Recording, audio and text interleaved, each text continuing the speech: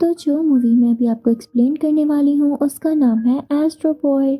तो मूवी की स्टार्टिंग होती है एक बहुत ही आलीशान सिटी को दिखाते हुए जिसका नाम मेट्रो सिटी होता है। उसे बहुत केयरफुली बनाया गया था और वो बहुत एडवांस थी। और इसी सिटी का एक पार्ट आसमान यानी स्काई में भी है और वहाँ पे काम करने के लिए रोबोट्स थे जो वहाँ का हर काम कर देते थे। इंसानों के अच्छे दोस्त भी थे और इंसानों की जिंदगी इस काम से बहुत आसान हो चुकी थी। और इस सब के पीछे एक डॉक्टर का हाथ था जो कि बहुत फेमस थे। उनका एक बेटा भी था जिसका नाम टोबी होता है। अब हम देखते हैं कि टोबी बाकी बच्चों के साथ अपने क्लासरूम में होता है जहाँ पर उनके प्रोफेसर उनसे कुछ क्वेश्चंस कर रहे होते हैं। और जब टोबी की टर्न आती है तो उसके क्विज में 100% मार्क्स आते हैं जिससे प्रोफेसर बहुत इम्प्रेस होते हैं। और अब टोबी के घर जाने का टाइम हो जाता है। उसका रोबोट उसे पिक करता है और अब गाड़ी में वो अपने फादर से बात करने लगता है और ये उसके फादर का विजन होता है, यानी वो असल में यहाँ पर नहीं बैठे होते। उसके फादर उसे बताते हैं कि मैं जानता हूँ कि मैंने तुमसे प्रॉमिस किया था कि मैं तुम्हें विजिट करवाऊंगा, मिनिस्ट्री ऑफ साइंस दिखाऊंगा जहाँ पर मैं काम करता हूँ, लेकिन बेटे मैं आज बिजी हूँ, फिर किसी दिन सही।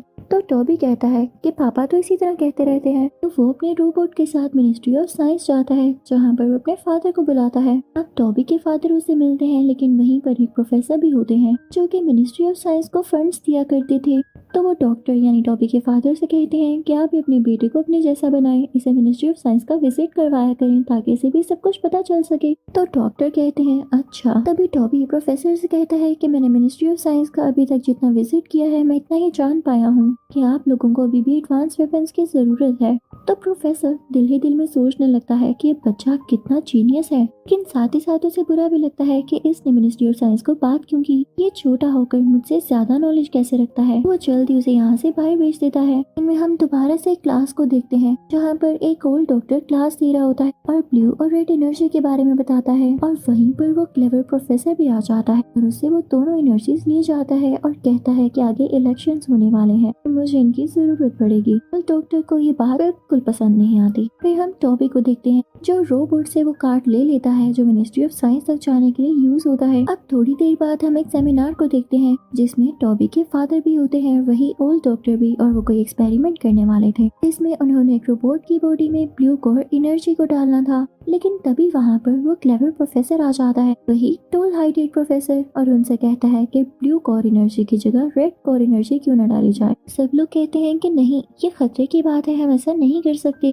लेकिन वो प्रोफेसर अपनी बात मनवा कर ही रहता है और उस रोबोट में रेड कोर एनर्जी डाल देता है, जिसके बाद वो रोबोट तो जैसे डेविल बन जाता है, आउट ऑफ कंट्रोल हो जाता है। लेकिन लकीली इन लोगों ने इमरजेंसी डोर्स बंद कर दिए होते हैं कि वो बाहर न जा सके। लेकिन रोबोट को ये बात पसंद नहीं आती, वो उस डोर को डिस्ट्रॉय कर देता है। टोबी भी वहीं पर था और इसके बाद टोबी वहाँ से गायब हो जाता है। वो सब लोग बहुत परेशान हो जाते हैं। अब ओल्ड डॉक्टर इस रोबोट को डिस्ट्रॉय करता है ताकि टोबी वापस आ सके, लेकिन डिस्ट्रॉय होने के बाद भी टोबी वापस नहीं आता। तो टोबी के फादर यानी डॉक्टर बहुत दुखी हो जाते हैं और प्लान करते हैं कि बस अब मेरी जिंदगी का एक ही पर्पस होगा कि मैं किसी न किसी तरह अपने बेटे टोबी को वापस लाऊं। वो कुछ स्केच ड्रॉ करने लगते हैं और उस पर काम करना शुरू करते हैं। अब काफी टाइम की मेहनत के बाद डॉक्टर अपने बेटे के जैसे दिखने वाला एक रोबोट तैयार करते हैं जो बिल्कुल इंसान ही लगता था और उसमें ब्लू कोर एनर्जी डालते हैं। साथ ही साथ वो अपने बेटे का डीएनए भी उसमें इंसर्ट करते हैं। अब टोबी के फादर ने इतने दिन उसके बगैर गुजारे थे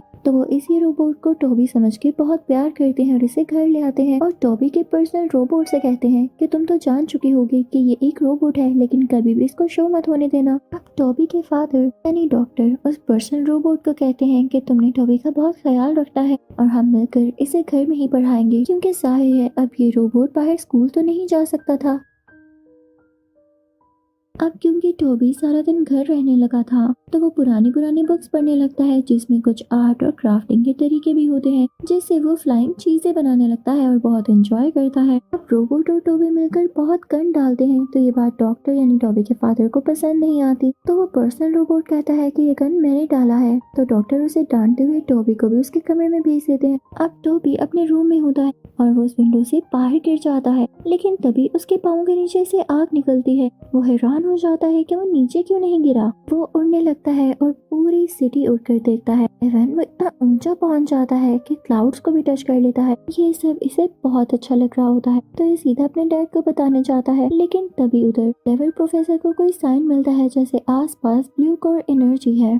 तो वो अपने रोबोट से कहता है कि पता लगाओ एनर्जी कहाँ से आई है। तो टॉबी जब अपने घर जाता है तो वहाँ पर देखता है कि उसके फादर उसी ओल्ड डॉक्टर से बात कर रहे होते हैं। टॉबी भी सारी बातें सुन लेता है, जो कि ये थी कि टॉबी एक रोबोट है और अब डॉक्टर उसे अपना बेटा बनाकर नहीं रख सकते।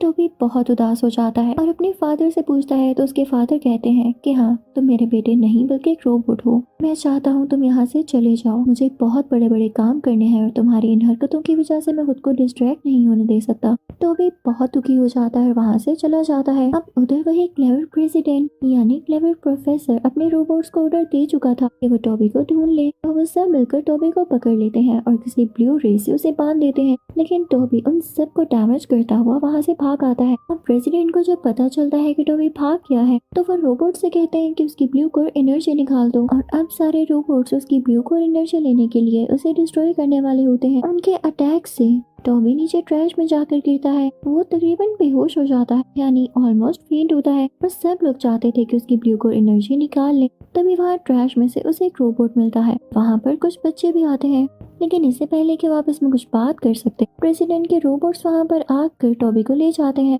लेकिन जब वो लोग इसे एक लोकेशन पर लेकर आते हैं तो पता चलता है कि ये प्रेसिडेंट के रोबोट्स नहीं है, बल्कि ये कोई मशीन्स हैं, जैसे फ्रिज हो गया और इस तरह की इलेक्ट्रॉनिक्स। ये चाहते थे कि रोबोट्स इंसानों के कब्जे यानी उनके कंट्रोल से आजाद हो जाए। ये जब देखते हैं कि टॉबी अपने पाँव से फायर निकाल सकता है तो वो इसका नाम एस्ट्रो बॉय रखते हैं। लेकिन तभी वहाँ पर वो बच्चे आ जाते हैं जो एस्ट्रो को लेने आए थे। तो वो सारे इलेक्ट्रॉनिक्स उन बच्चों को बताने लगते हैं कि ये तो रोबोट है और हमारे साथ ही से रहना है। लेकिन एस्ट्रो उनके कान में कहता है कि नहीं नहीं, मुझे यही शो करना है कि मैं इंसान हूँ। मैं मेट्रो सिटी से एक अंडरकवर एजेंट बनकर आया हूँ, जिसमें मुझे ये नहीं शो करवाना कि मैं रोबोट हूँ। तो वो इलेक्ट्रॉनिक्स मान जाते हैं और अपने सारे बच्चे एक साथ निकल पड़ते हैं। तब प्रेसिडेंट काफी गुस्से में होता है और टॉबी के फादर के पास जाकर कहता है कि मुझे टॉबी चाहिए।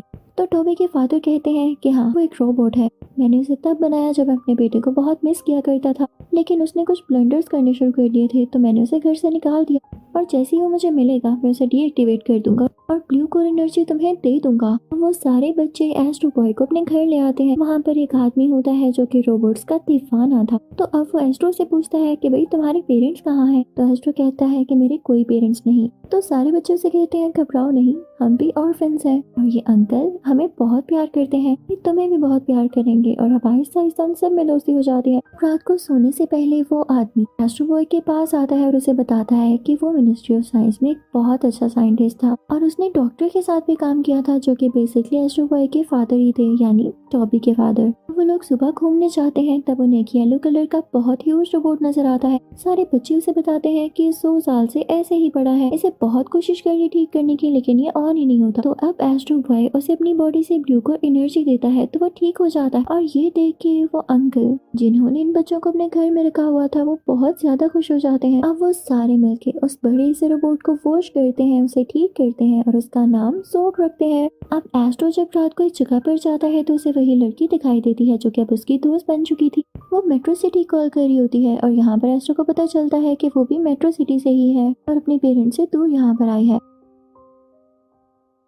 अब हम देखते हैं कि एस्ट्रो और सारे बच्चे मिलकर एक ऐसे शो में जाते हैं जहाँ पर रोबोट फाइटिंग होती थी और इन बच्चों के अंकल इन सबको बताते हैं कि जो रोबोट हारता है उसे मार दिया जाता है, यानी डिस्ट्रॉय कर दिया जाता है। उधर वो सब इलेक्ट्रॉनिक्स भी जो कि एस्ट्रो की दोस्त बन चुकी थी, इनका पीछा करते हुए आ रही थी। अब यहाँ पर शो से आने से पहले वो आदमी सब बच्चों के सामने एस्ट्रो बॉय को टेजर से करंट लगाकर बेहोश कर देता है। बच्चों को बताता है कि ये एक रोबोट था। अब वो आदमी एस्ट्रो को होश आने पर उसे फाइटिंग प्लेस पर ले जाता है, जहाँ पर वो उसके मुकाबले में बहुत खतरनाक रोबोट लाता है, लेकिन एस्ट्रो अपनी स्किल्स को यूज करते हुए उसे मार डालता है। और ये बात उस आदमी से डाइजेस्ट नहीं होती, वो और सारे रोबोट्स बुला लेता है, लेकिन एस्ट्रो उन सब रोबोट्स के सिर को पकड़कर एक साथ घुमाता है और उन्हें दूर फेंकता है। यहाँ पर फिर से एस्ट्रो की जीत हो जाती है। फिर हम देखते हैं कि उस आदमी से कुछ भी बर्दाश्त नहीं हो रहा होता कि एस्ट्रो जीत क्यों गया, और अब वो उसी बड़े से रोबोट को लेकर आता है, उसी येलो रोबोट को, कि एस्ट्रो से ये लड़े। लेकिन वो एस्ट्रो से कैसे लड़ सकता था? एस्ट्रो ने ही तो उसे उसे अपनी एनर्जी से ठीक किया था। वो रोबोट एस्ट्रो के सर पर प्यार करता है और चला जाता है उस आदमी पर पाँव रखने के लिए, लेकिन एस्ट्रो उसका पाँव पकड़कर उसे रोकता है।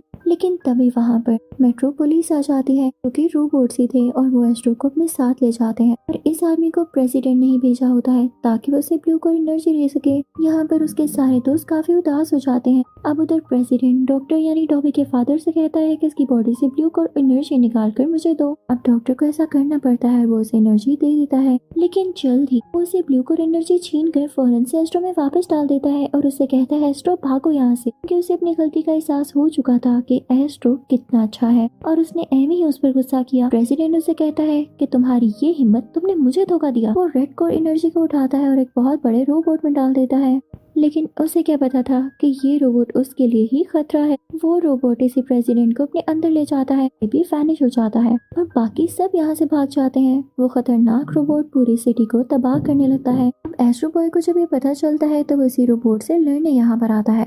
उधर वो बच्चे और एस्ट्रो की फीमेल फ्रेंड एक फ्लाइंग कार में बैठकर इस तरफ आते हैं ताकि एस्ट्रो की हेल्प कर सके। अब उधर वो ह्यूज रोबोट एस्ट्रो के ऊपर पाँव रखकर उसे मारने ही वाला होता है कि तभी उसके सारे दोस्त के फ्लाइंग कार में आए थे उसका हाथ पकड़कर उसे गाड़ी में बिठा लेते हैं। लेकिन तब तक उस ह्यूज रोबोट ने उस मेट्रो सिटी को पूरी तरह से डिस्ट्रॉय कर दिया था और अब वो टुकड़ा जो कि आसमान पर था आहिस्ता आहिस्ता नीचे आ रहा था और इससे पहले कि वो नीचे गिरकर पूरी तरह से तबाह हो जाता, एस्ट्रो बॉय उसके नीचे जाता है और उसे आराम आराम से लैंड करवाता है जैसे कोई चीज पैराशूट के साथ लैंड होती है। वहाँ के सब लोगों की जान बच जाती है और एस्ट्रो की बहुत तारीफ करते हैं। अब एस्ट्रो सीधा उस ह्यूज रोबोट के पास जाता है और उसके फेस पर पंचेस करने लगता है, लेकिन तभी वो ह्यूज रोबोट एस्ट्रो को भी अपने अंदर ले लेता है। लेकिन जैसे ही एस्ट्रो उसकी बॉडी के अंदर जाता है तो उस ह्यूज रोबोट को कुछ होने लगता है और वो एस्ट्रो को बाहर निकाल कर फेंकता है। और ऐसा क्यों हुआ था कि अगर ब्लू कोर एनर्जी और रेड कोर एनर्जी आपस में मिलती है तो दोनों डिस्ट्रॉय हो जाती हैं।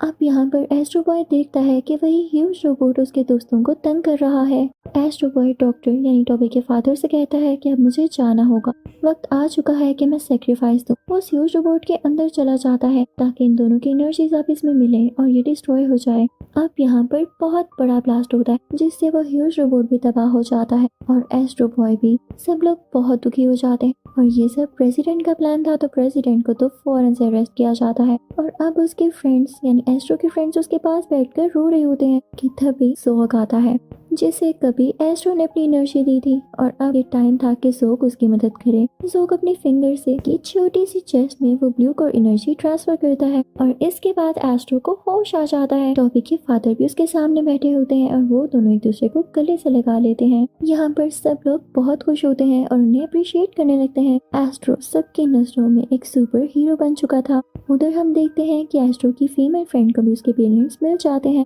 तो मूवी के लास्ट सीन में हम देखते हैं कि इस मेट्रो सिटी पर कुछ एलियंस का अटैक होता है, लेकिन एस्ट्रो बिना डरते हुए उन पर पंचेस करता है और उनसे लड़ता है। तो इसी के साथ इस मूवी का यहीं पर एंड होता है। Thank you for watching.